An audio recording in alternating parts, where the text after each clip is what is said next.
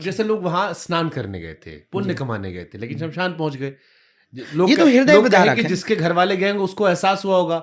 Good question, you are a good question. बिल्कुल, हमने वो सुना, बहुत सारे लोगों ने लिखा है। बहुत लोग वो सुना है। तो उनका अपनी जगह कहना ठीक है, चूंकि वो समझ नहीं पाए, हमारे तथ्य को समझ, अर्थ का अनर्थ निकाल दिया, इसलिए उनके शब्द मुंह से ऐसा निकल रहा है। अच्छा, हमारा किंचित मात्र भी ऐसा उद्देश्य नहीं था कि हम उनको ये कहें कि भैया जो मरे हैं वो मोक्ष भया है। मोक्ष तो होता है कर्मों से, मोक्ष होता है प्रभु की स्वीकारोक्ति से, मोक्ष होता है भगवान के प्रति सरेंडर होने से। लेकिन अब जब घटना घट गई, आगे कोई बड़ी भयावह ना हो जाए, भीड़ भरी पड़ी है, लाखों लोग हैं और माहौल बिगड़ने ना, तो उसके लिए क्या कह सकते हैं?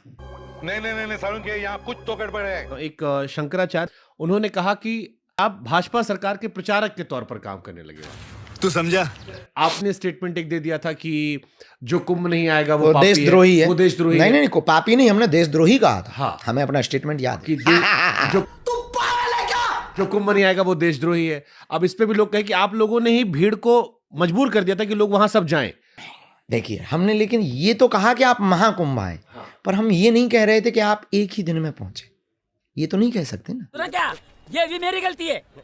नहीं भाई, मेरी गलती है। नहीं मेरी गलती है। नहीं बाबा, नहीं मेरी गलती है यार। किया आपने जब ये कह दिया कि जो नहीं आएगा वो देशद्रोही है, तब लोग देखिए, कह रहे हैं कि जिन्हें- मान लीजिए कोई जैसे कोई आदमी सियाचिन में नौकरी कर रहा हो या बॉर्डर पे हो, या मेरे जैसा पत्रकार जो दिल्ली इलेक्शन कवर कर रहा था, अब आपने हम लोग को देशद्रोही बना शुभांकर दिया। भैया,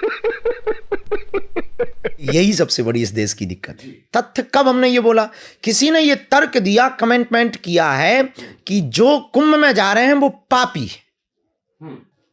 तो ये पूछा जाता है हमसे क्वेश्चन। हमने कहा जो कुंभ में जा रहे हैं तो भगवान की बड़ी कृपा है कि पापी है।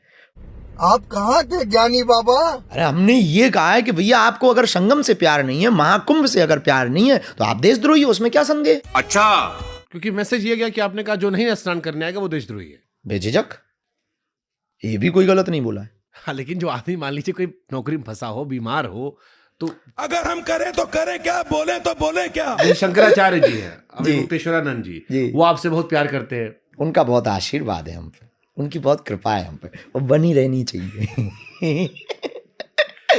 तो ये लगाओ कि क्या विशेष वजह है? वो हर बड़े कार्यक्रम में एक बार आपको जरूर लपेट लेते हैं। हमको तो वो हर जगह। जोशी मठ में भी आपको लपेटा था, महाकुंभ में भी उन्होंने कहा कि अगर आपको भविष्य दिख जाता है तो काहे नहीं कुंभ की घटना के बारे में आपने सबको सूचित कर हमने दिया। ऐसा कभी नहीं कहा। हम भविष्य वक्ता हैं ही नहीं। मैं पागल हूँ।